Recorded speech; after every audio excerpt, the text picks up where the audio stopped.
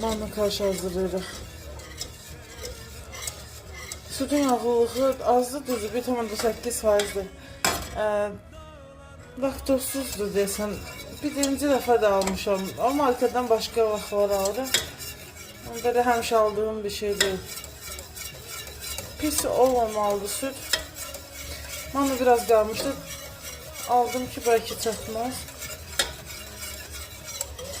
En son mannanla balıq qızartmışdıq.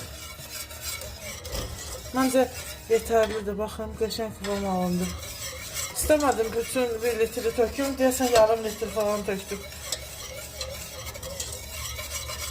Darçın kakaonla yemək olur. Mən yağ vurmuram.